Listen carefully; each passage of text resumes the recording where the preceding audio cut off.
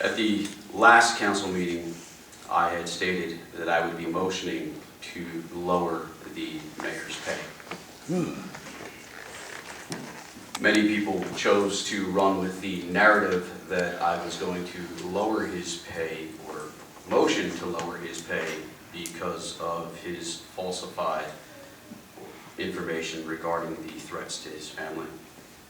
When in fact, I made a list of some, not all of the reasons why I believe the mayor should not be paid $65,000 a year.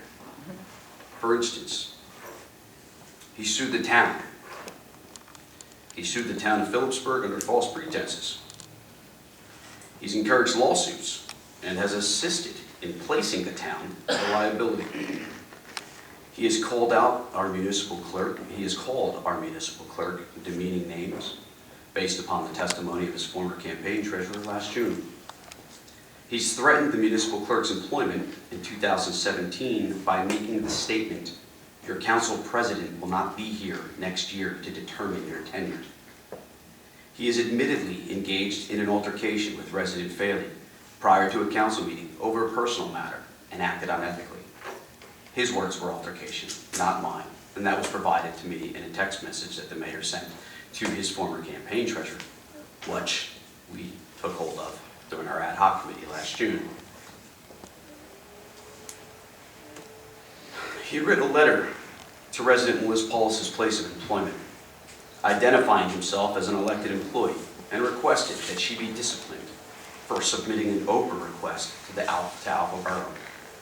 On April 20th, 2018, when I had met with him, I had asked him why he did that, and he stated that Ms. Paulus has to be disciplined for using her fax machine at work in Clinton Township. He's publicly threatened to have resident Jeff Lutz investigated by the Warren County Prosecutor's Office because Mr. Lutz made comments about him in opposition.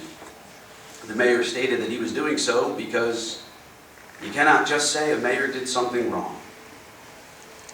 He promised the residents and volunteers at the First Town Youth Organization that he would have their baseball field prepared for last season, and that he, when asked for volunteers, when everyone was coordinated, the mayor never showed up.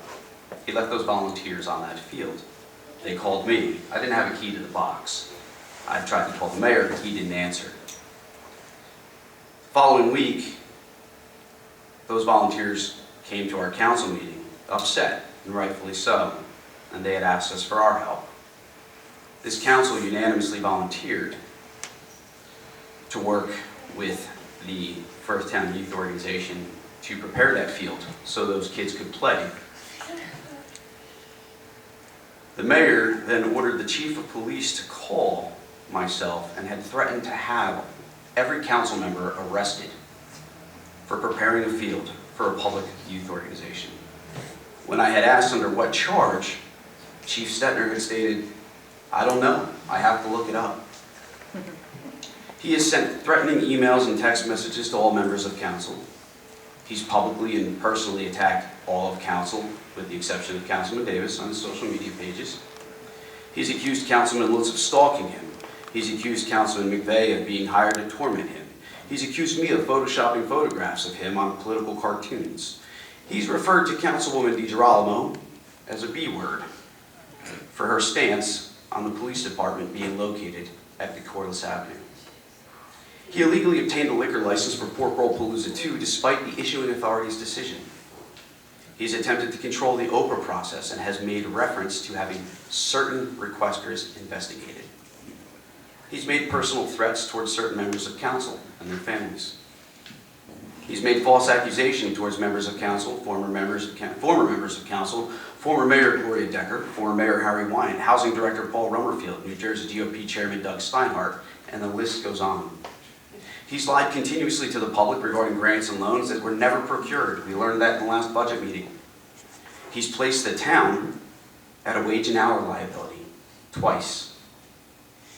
He's purposely has not conducted the feasibility study for the Corliss Avenue building when asked in November of 2017. He championed, as of late, he's hired a PR firm one of which submitted a hit piece to the press in hopes of drumming up the sympathy vote.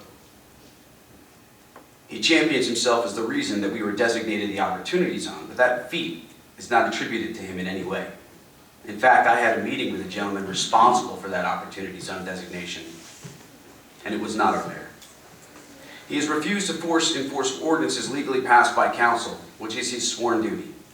He's placed us in liability by collecting parking fees for a lot that we were never allowed to collect as per our lease agreement. He's canceled more meetings than he's scheduled, and he rarely returns phone calls.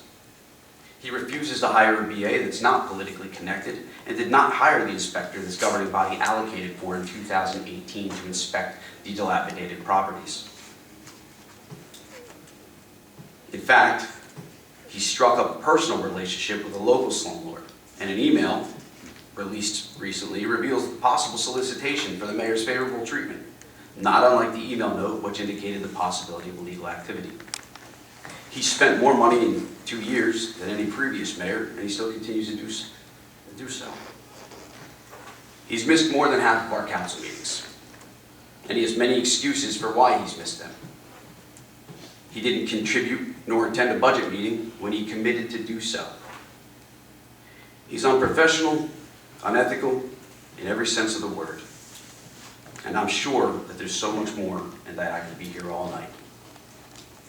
But since I do not have the support to reduce the mayor's salary, he will continue to make $65,000 a year to do absolutely nothing for the people of this town. In my opinion, we have failed you. That being said, happy Easter.